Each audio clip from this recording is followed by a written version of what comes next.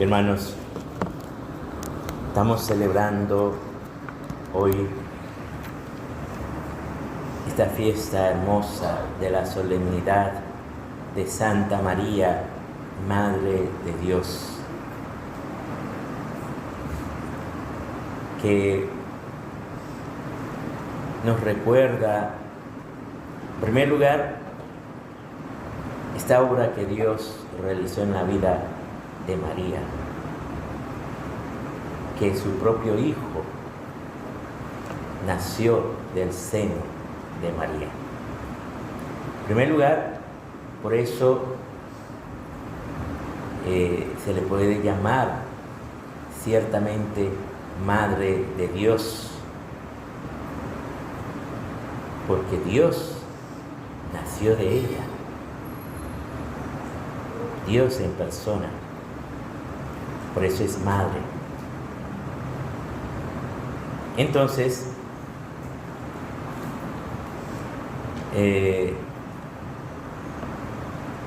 ella se entregó totalmente al servicio de su Hijo. Y es interesante lo que dice el Evangelio ante esta llegada de los pastores, que en primer lugar pues ellos van a decir lo que los ángeles habían contado. Ellos se quedan admirados, José y María, y me dice, María conservaba todas estas cosas meditándolas en su corazón. O sea, siempre María va observando la obra de Dios en su vida y en la vida de su Hijo. Ella realmente se entregó a esta misión de ser madre. Fíjense qué hermoso que para nosotros uno de los acontecimientos más importantes después de la resurrección de Cristo es su nacimiento, porque realmente es algo, podríamos decir, inconcebible. ¿Cómo es posible que un Dios tome carne y viva entre nosotros? Fíjense que muchos se escandalizan ante esto. Por ejemplo, los musulmanes dicen, no, Dios es totalmente trascendente, Él no puede entrar en un cuerpo humano. Eso es inaceptable. Y eso se dio en el seno de María. Y vemos también esta figura de los pastores que llegan,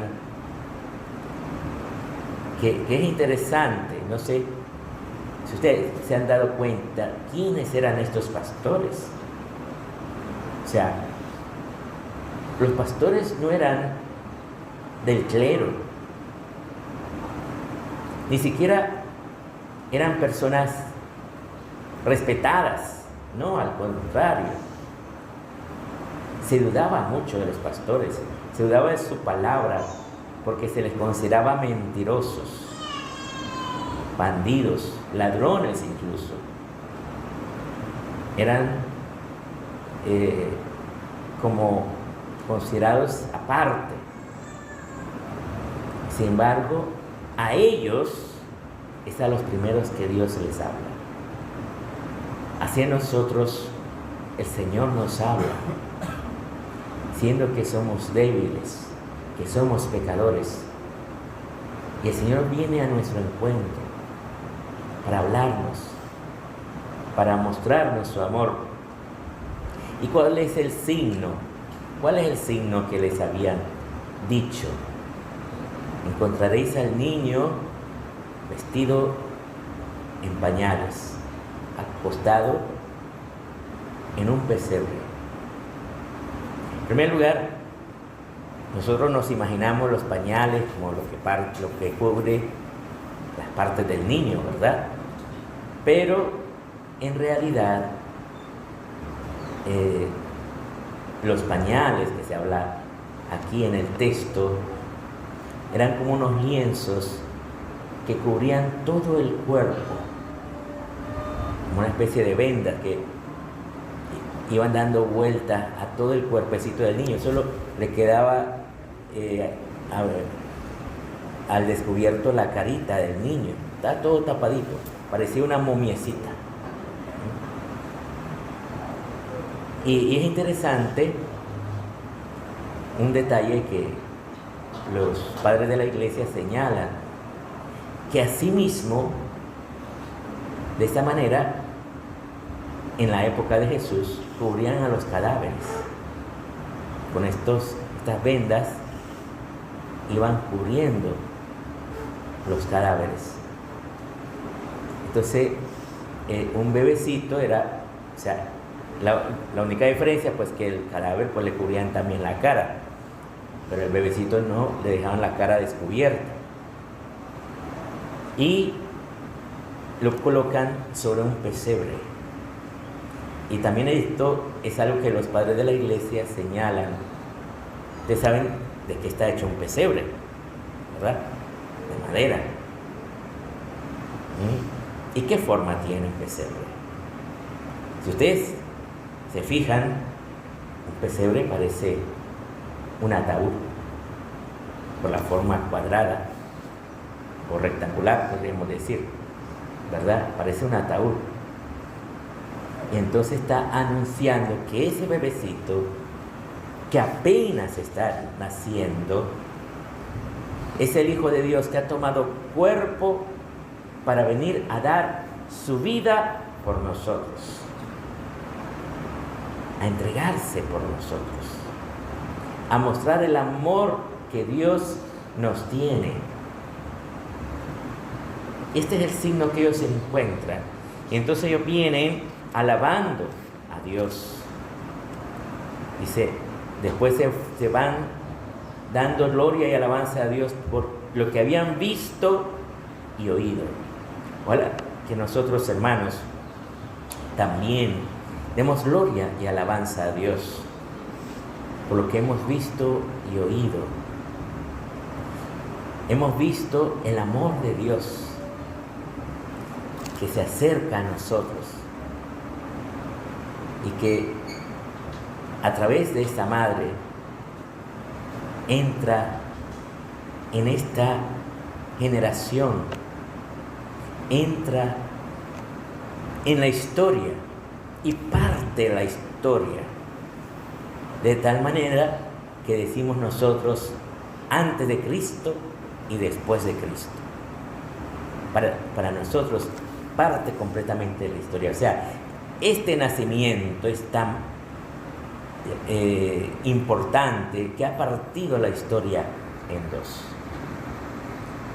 Pero obviamente los ateos, aquellos que no quieren que se mencione a Cristo, ya no dicen antes de Cristo y después de Cristo, sino dicen en nuestra era, el año de nuestra era, ¿verdad? Ya no dicen antes de Cristo o después de Cristo. Y también este día se nos muestra o se nos invita a orar por la paz. Por eso al final vamos a hacer un momento de oración, una pequeña hora santa, ¿verdad? Orando por la paz en Nicaragua y en todo el mundo ante las guerras que se dan, ¿verdad?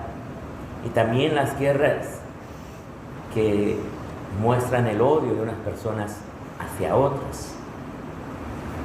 Entonces, esta paz, ¿de dónde viene la paz? La paz, decía San Juan Pablo II, es fruto de la reconciliación. La paz que Cristo nos trae es distinta a la paz del mundo. Fíjense que en el mundo se piensa que la paz solo es posible por la fuerza de las armas. Es lo que, por ejemplo, vemos en Ucrania, como unos mandan armas, otros fabrican armas para esta guerra, y no se termina.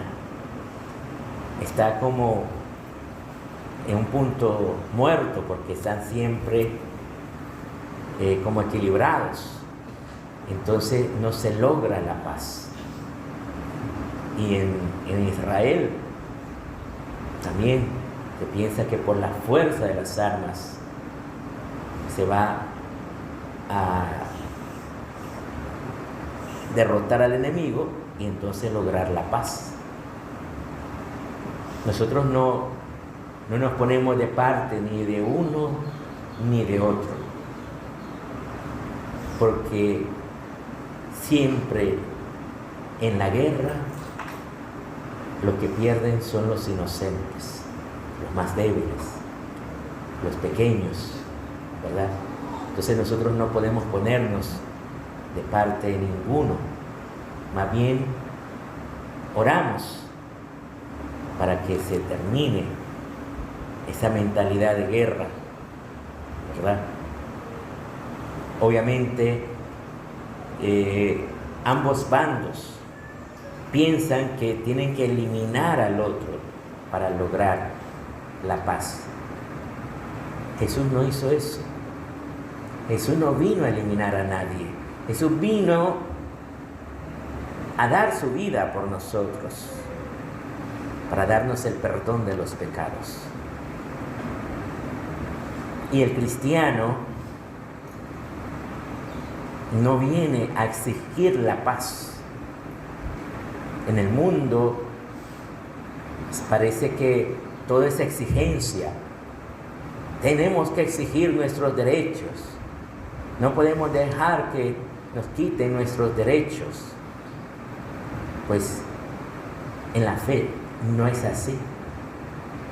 En la fe no se trata de derechos, sino se trata de reconciliación, de perdón, de amor. Tal vez nos parece absurdo. ¿Por qué yo voy a renunciar a mis derechos? Porque no los necesito. No necesito esos derechos, porque ya sé que Dios me ama. No necesito que alguien me dé derechos, ni que me garanticen derechos de nada. Simplemente vivo en el amor de Dios, y esto me basta. Y eso me permite perdonar al otro, servir al otro, incluso al enemigo. Eso significa amar a vuestros enemigos. De tal manera que el cristiano lleva la paz. El cristiano no exige la paz. El cristiano no dice, pedimos la paz, pedimos la paz. No necesita decir eso. Eso lo dirán las ideologías que son contrarias a la fe. No, el cristiano lleva la paz. Recuerden que cuando Jesús envía a los discípulos a anunciar el evangelio, lo primero que les dice, cuando entren en una casa, lo primero, decir la paz sea con vosotros. Llevar la paz al mundo. Por eso en este día oramos por la paz. Y el Papa Francisco nos ha invitado a que reflexionemos en las nuevas tecnologías, cómo estas tecnologías pudieran ayudar a la paz.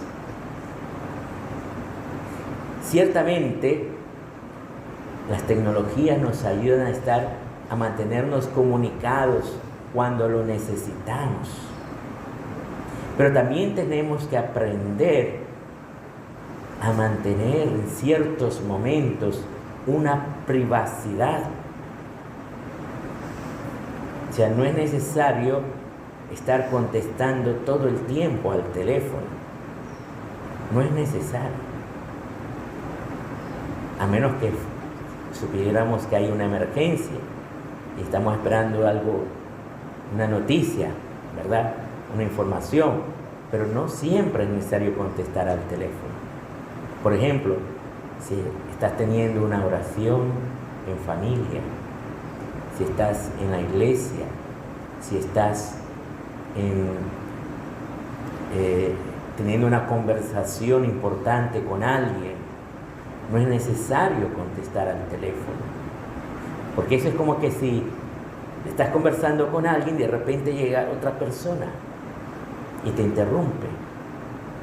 Entonces, tú puedes decirle amablemente, perdona, voy a terminar esta conversación y después te atiendo.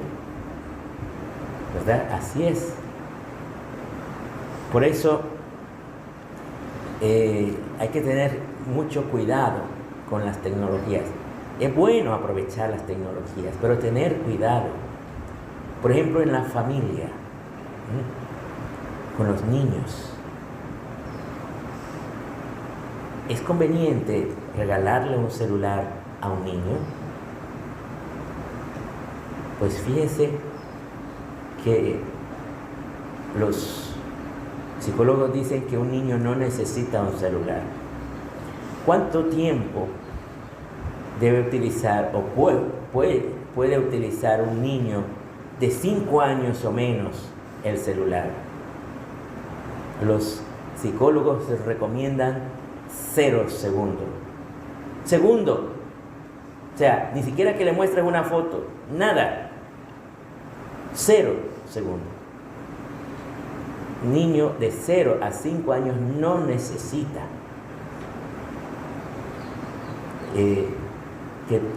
que le muestres un celular, porque le haces daño. En primer lugar, por ejemplo, al aprendizaje. Un niño que está siempre pegado a un celular, se le dificulta el aprendizaje de las cosas. Por un lado. Por otro lado, los celulares emiten unas radiaciones que afectan nuestro cerebro. Por eso no es conveniente para esos niños pequeñitos acercarle un celular. Bueno, si puedes ponerle en la televisión algo, bien, pero no el celular. Y, por ejemplo, a un niño de 10 años, ¿conviene regalarle un celular? No. ¿Por qué? Porque si tú le dices, te regalo este celular, él se lo lleva a su habitación y tú no sabes qué está viendo, con quién está hablando, qué está pasando allí. El niño allí puede encontrarse con personas peligrosas que quieran abusar de él en el celular. Por eso es terrible. Aparte que se encuentra con las redes sociales, que las redes sociales tienen sistemas para manipular las conciencias, para manipular a las personas para que estén pegadas constantemente al celular. Y eso lo han dicho, ellos mismos lo reconocen. Todas las redes sociales, el Meta o Facebook los YouTube, el Netflix, todos intentan manipular a las personas. Aparte que hay mucha información que no conviene que los niños vean. Está comprobado estadísticamente que muchos niños de 10 años ya han visto pornografía a través del celular. ¿Y tú? ¿Le has regalado un celular a un niño? Le has hecho mucho daño. Le has hecho mucho daño. No le has hecho ningún bien. Claro, el niño se va a poner contentísimo. Te has ganado un 100 con él, pero su conciencia estará destruida en poco tiempo. Por eso la iglesia nos invita a tener mucho cuidado, que el niño necesita acceso a la información, bien, para hacer sus tareas. Pues entonces, cuando llegue de la escuela, pregúntale cuáles son las tareas. Si necesita internet, le prestas una computadora un ratito y cuando termine la tarea, cierras la computadora. Punto. Se acabó. La computadora no es un juguete, es un instrumento de trabajo, ¿verdad? Entonces, tener mucho cuidado con eso. Esto pareciera que está fuera, ¿verdad?, de lo que es el alcance de la iglesia, pero la iglesia también nos llama a tener cuidado, apartarnos de todos los peligros. Nos invita a la iglesia siempre, es un consejo que nos da, y los padres de familia están llamados a tener cuidado con esos peligros. Fíjense que a veces sucede, por ejemplo, en las escuelas. ¿Qué le enseñan en las escuelas a los niños? Hay, por ejemplo, en Estados Unidos, escuelas dominadas por demócratas que a los niños les dicen, no, es que tú, si tú estás triste, si tú te sientes mal, la solución de todo es que te cambies de sexo. Para que seas feliz, cámbiate de sexo. Y ya está.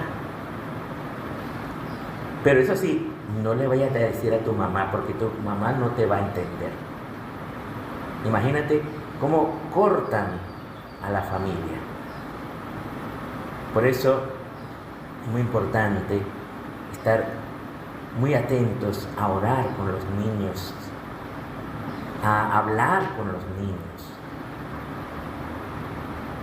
transmitirles la fe que tú tienes, la fe que es lo que hacía María, conservar en su corazón las obras de Dios, todo lo que Dios hace en su favor.